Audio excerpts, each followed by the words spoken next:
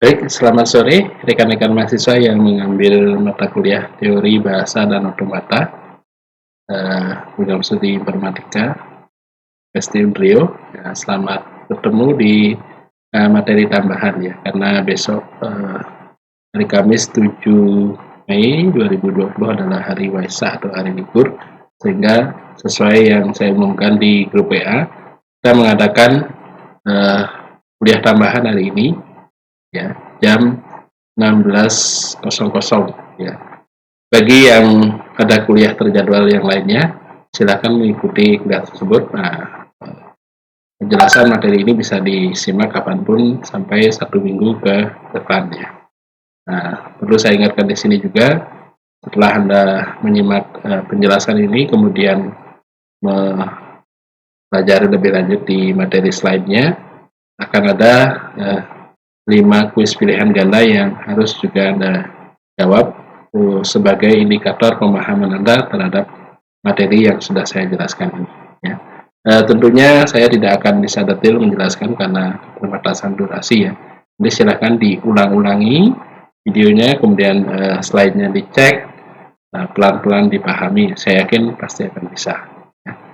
Baik, kita langsung mulai ke materinya, yaitu tentang lanjutan dari yang pertemuan 9, yaitu adalah penyederhanaan tata bahasa bebas konteks. Dalam hal ini adalah penghilangan produksi epsilon ya, atau produksi yang kosong ya, atau nuli ya, itu istilahnya ya. Nanti kita akan bahas ya tentang materi ini ya.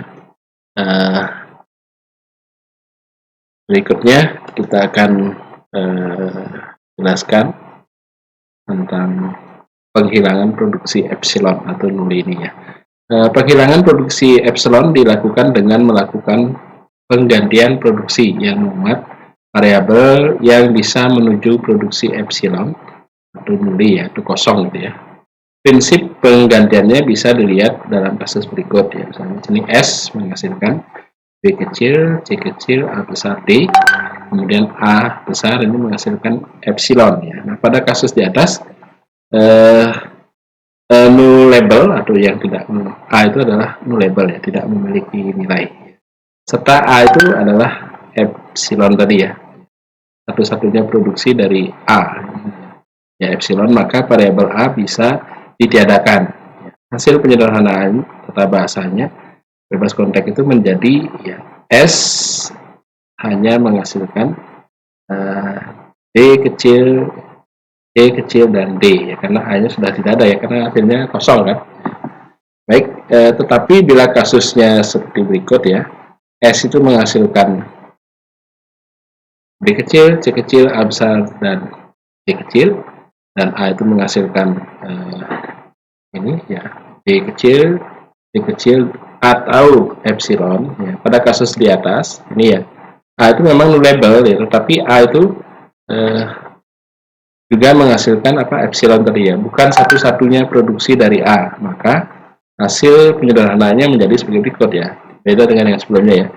S ini menghasilkan B, C kecil, dan A besar, D, atau B, C, D ya.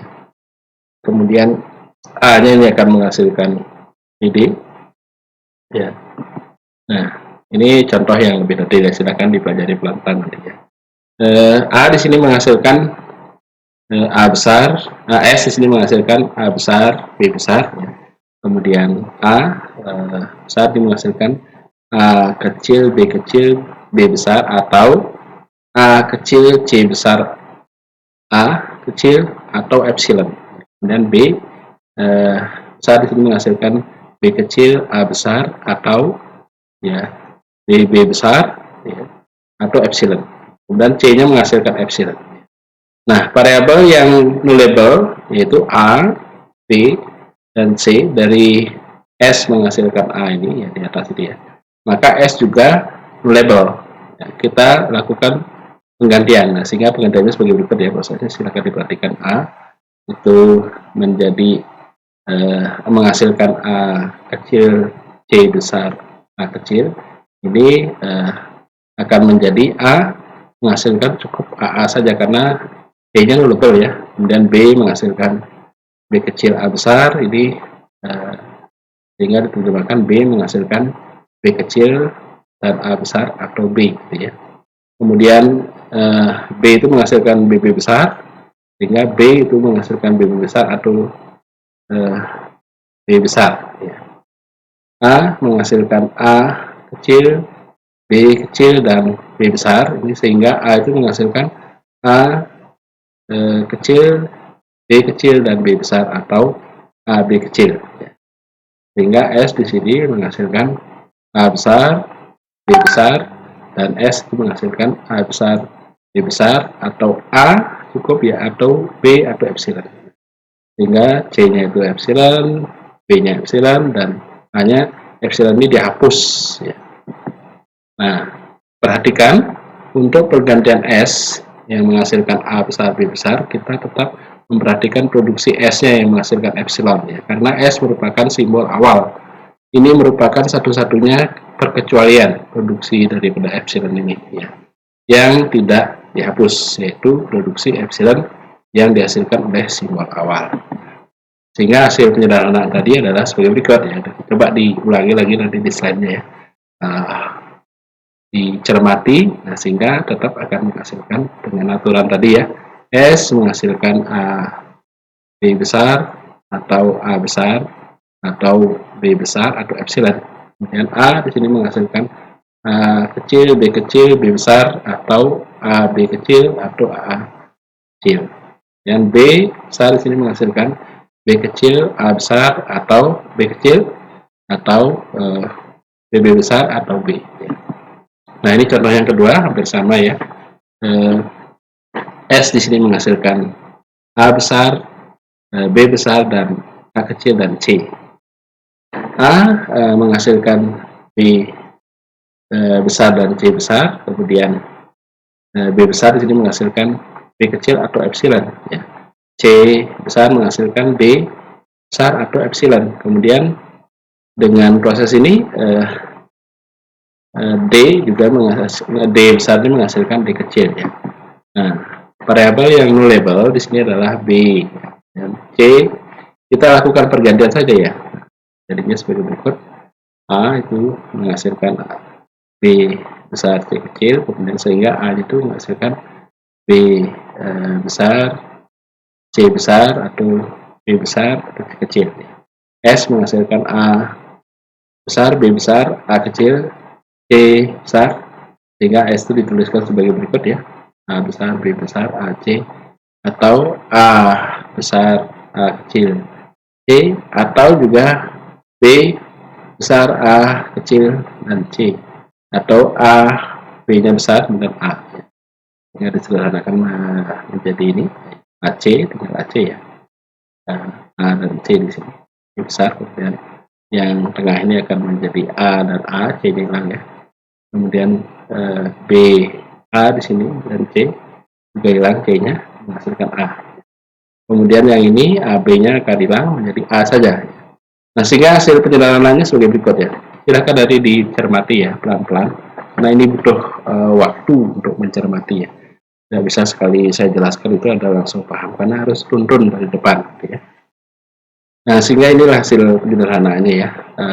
A besar menghasilkan BC atau BC besar ya, atau B besar atau C, sehingga B menghasilkan B kecil, C menghasilkan D besar, ya, D besar menghasilkan D. Nah, kalau kita buat diagram bloknya penyederhanaan bahasa bebas konteks seperti berikut ya.